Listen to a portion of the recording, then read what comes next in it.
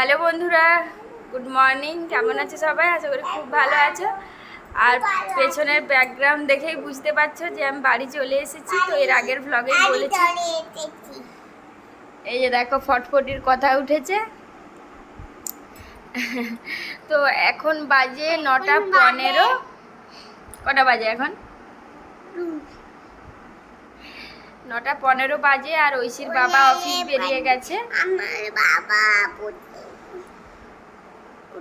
বাবা পুতুল বাবা গেটে অফিস বেরিয়ে গেছে। আর আমরা পরে কথা বাদা পাখি বাদা পাখি বাদা। তো আজকে মানে ঘুম থেকে উঠেছি তখন 7:15 মতো বাজে। আর বাড়ি ফিরেছি 1:45 সময় বাড়ি ফিরেছি। তারপরে তো সব ওষুধপত্র বের করলাম এসে করেই। আগে মানে ওই আইসের বক্সটা থেকে ইঞ্জেকশনের যে ওষুধটা আছে ওটা বের করে আগে ফ্রিজে রাখলাম।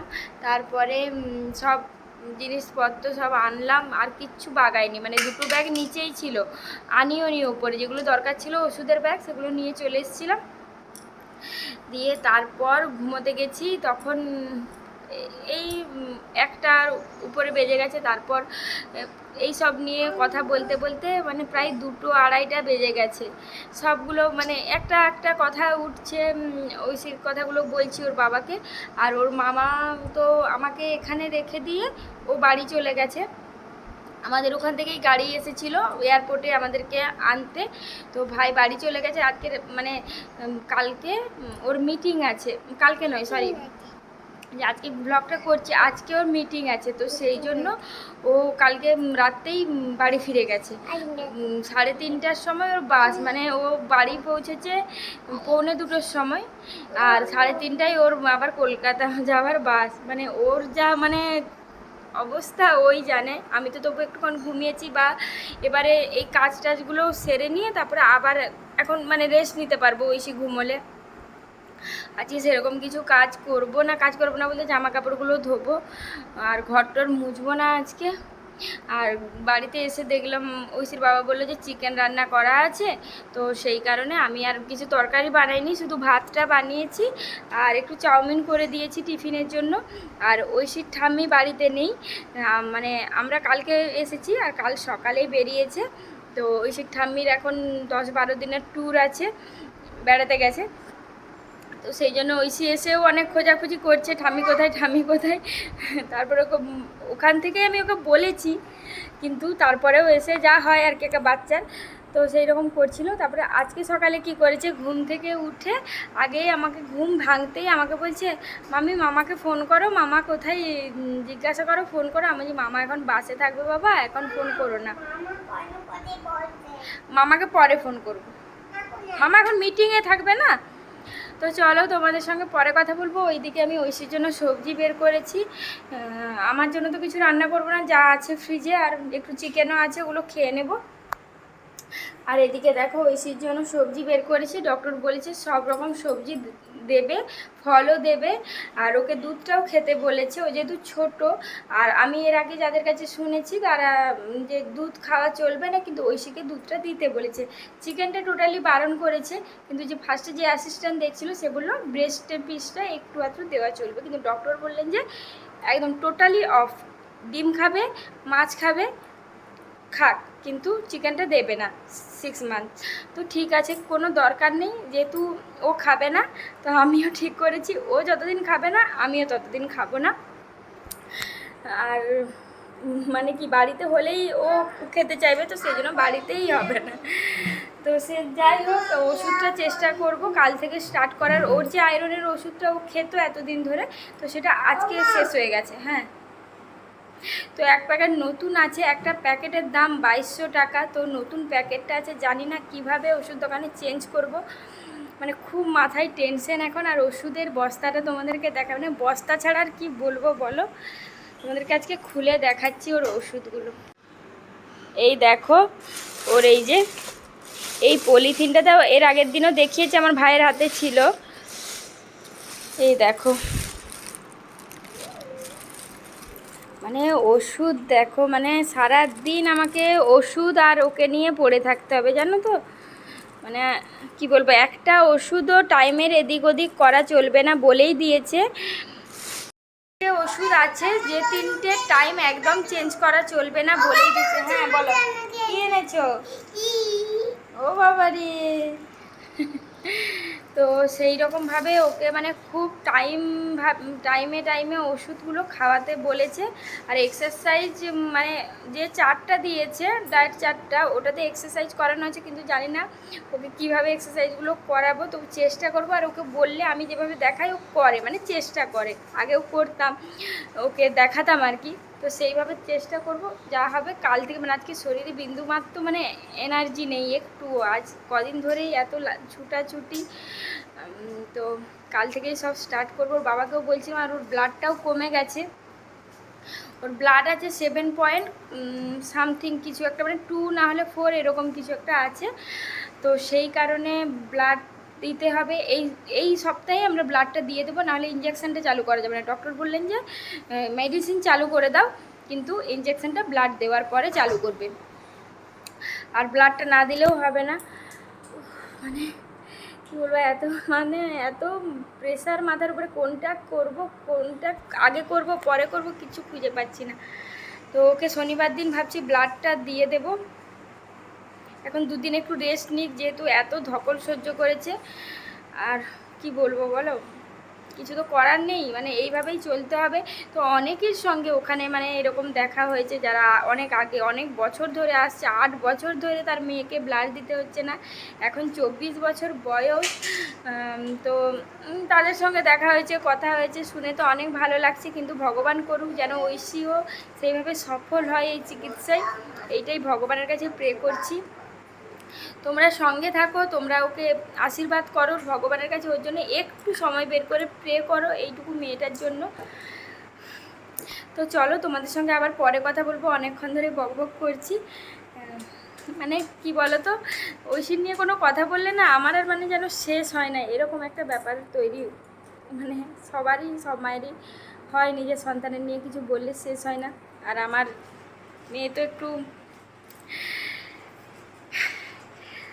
যাই হোক, বাদ দাও, মন খারাপ করবো না, মনের জোর রেখে তোমাদের এত সাপোর্ট পেয়েছি এই কদিন ধরে, মানে আমি বিশ্বাস করো আমি প্রচণ্ড মনে জোর পেয়েছি তোমাদের এক একজনের এক একটা কমেন্টে। তোমরা এত ভালো ভালো কমেন্ট করেছো, পাশে থেকেছো, এইটাই সব থেকে বড় কথা। তো চলো ভিডিওটা কন্টিনিউ করো। চলো টাটা এখন।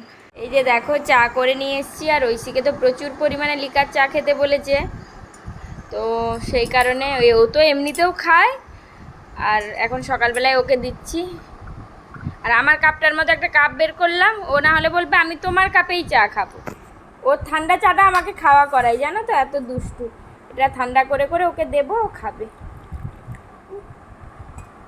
না আরও একটু দেবো, ওটা ঠান্ডা হোক, খাবে, তারপরে আবার দেবো।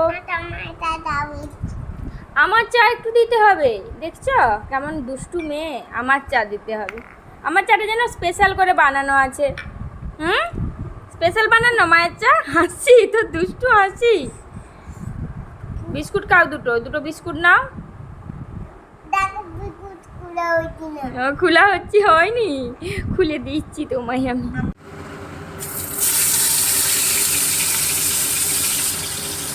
এদিকে দেখো এই রুমটা, মানে আজ কদিন ধরে বন্ধ হয়ে আছে। ওর বাবা বলছিল এই ঘরটাতে ইঁদুর ঢুকে ওর টেডিগুলো সব ফেলে দিয়েছিল। তো এখন জানলাটা একটু খুলে দিই, ঘরটা মানে সে একটা বন্ধ হয়ে আছে, তো একটু গন্ধ গন্ধ লাগছে। এই যে, আর মহারানী এখন এই জাস্ট ঘুমোলো। আমি এবারে সব কাচাকাচিগুলো সেরে নিই, তারপর একদম স্নান টান করে ফ্রেশ হয়ে তোমাদের সঙ্গে কথা বলবো। তোমাদের সঙ্গে অনেক কিছু বলার আছে, জানি না একটা ভিডিওতে বলা যাবে কি না, মানে বলতে পারবো কি না, তো সেগুলো বলবো। তো এখন চলো কাজগুলো সেরে নিই, যেহেতু ঐশী ঘুমিয়েছে আর খিদেও পাচ্ছে, আগে কাজ সারি তারপর খাবো। এখানে দেখো দোলদোল চলছে, এতদিন দোলদোল করতে পারেনি, তো আমাকে বলছে আমাকে এখনই দোলদোল করা, তো দোলদোল করছে। আর এদিকে দেখো যত জামা কাপড় নিয়ে গেছিলাম সব কাছাকাছি হয়ে গেছে, সব শুকনো হতে দিয়ে দিয়েছি। ব্যাগগুলোও ধুয়ে নিয়েছি, দুটো ব্যাগই, শুধু আমার সাইড ব্যাগটা আছে ওটা ধোবো। আর না হলে সব কিছু ধুয়ে নিয়েছি, পরিষ্কার হয়ে গেছে সব। একটা শান্তি লাগছে, খুব হালকা লাগছে। এখন কটা বাজে দেখি, মানে ঘড়ি দেখারও টাইম নেই জানো তো। ভগবান, এখন 12টা বাজতে 10 জানো তো। আমি এখনও সকাল থেকে চা বিস্কুট খেয়েছি। দাঁড়া, ওকে দোল দোল করে ও ছড়া বলছে। একবারে গিয়ে ভাবছি ভাত খেয়ে নেব, আর খাবো না, মানে মুড়ি খাবো না, একবারে ভাত খেয়ে নিই, তারপরে পেট শান্তি করে তারপরে ঐশীকে খাওয়াবো। যেহেতু ঐশীকে খাইয়েছি, মুড়ি খাইয়েছি, তারপরে ও চা দিয়ে 3টে বিস্কুট খেয়েছিল। তো দেখতে পাচ্ছ সব কাছাকাছি হয়ে গেছে, একটা শান্তি। আর ওই জিনিসগুলো রেখে দিলে কি বলো তো, মানে একটা যতই হোক বাইরে চারদিক থেকে ঘুরে ঘুরে এসেছে তো জিনিসগুলো, ওই জন্য ভাবলাম যে এগুলো রাখবো না। আমি, তোমরা দেখেছো ভিডিওতে যে আমি ওখানে মানে সব কাছাকাছি করেছিলাম, কিন্তু তারপরেও সব জিনিস সাবান জলে ডুবিয়ে ধুয়ে নিলাম, পরিষ্কার করে নিলাম। আর ঐশীর বাবারও মানে কালকে যে অফিস পড়ে গেছিলো সেগুলো ছিল, তাহলে সব কাছাকাছি করলাম। এখন একটু শান্তি। আজকে পুজো করব না, একটু সমস্যা আছে, তো সেই জন্য করবো না, কাল থেকে পুজো করব। তো চলো যাই, একটু খেয়ে নিই, খাওয়া দাওয়া করে নিই, ঐশীকে স্নান করাবো, খাওয়াবো, তারপরে সব হবে। তো চলো ভিডিওটা কন্টিনিউ করতে থাকো। হ্যাঁ, আমি আর বসবো না বাবা, আমার খিদে পাচ্ছে তো। মাম্মা, এই দেখো, ও আমাকে কোনো মতে যেতে দেবে না জানো, আমাকে বলছে তুমি বসো, আমি দোল দোল খাবো। এই দেখো কি করবো বলো, আর শরীরটা এত দুর্বল লাগছে না এখন, আর পাচ্ছি না মানে। আর ঐশীকে ঘুম পাড়িয়েছিলাম, বললাম ঐশীকে ঘুম পাড়িয়ে আমি কাচতে এসেছিলাম, কাঁচা হলো কমফোর্টে ভেজাবো সব জিনিসগুলো, তখন ও ঘুম থেকে উঠে গেছে। আবার ঘুম পাড়ালাম গিয়ে ওই ভেজা নাইটিতে, দিয়ে ঘুমোলো। দিয়ে আমি স্নান করতে ঢুকেছি, স্নান করছি, আর ও চলে এসেছে। কেন স্নান করছো বলো, আগে বলো কেন স্নান করছো, এইরকম করছিল। তবে যাই হোক সব কমপ্লিট হয়েছে। করো, বসে বসে বলবো, ডাল করো, কুঁদরি ভাজা করো, বাঁধাকপি, আর বাঁধাকপির তরকারি করো। আর কিছু করতে হবে না আমি। আচ্ছা, আলু ভাজা করো। এত রান্না করবে? এখানে দেখো ঐশী সন্ধ্যাবেলা, এই দেখো কটা বাজে, 7টা 20 বাজে, এখন ও খেলায় ব্যস্ত, আর আমি ওদিকে রান্না বসিয়েছি। ফোন? ওরে বাবারে, রান্না করতে করতে ফোন লাগে? ও মা গো। তো আমি রান্না বসিয়েছি, মানে ডালটা সেদ্ধ হতে দিয়েছি, ও আমার কাছ থেকে ডাল নিয়ে এলো দেখো, দিয়েও খেলা করছে, আর আমি রান্না করব। ওর বাবা এখনও আসেনি, বললো আজকে আসতে একটু দেরি হবে। আর কাল তোমার বাবা একটু পরেই চলে আসবে। ও, আমার বাবা কখন আসবে মা? আচ্ছা।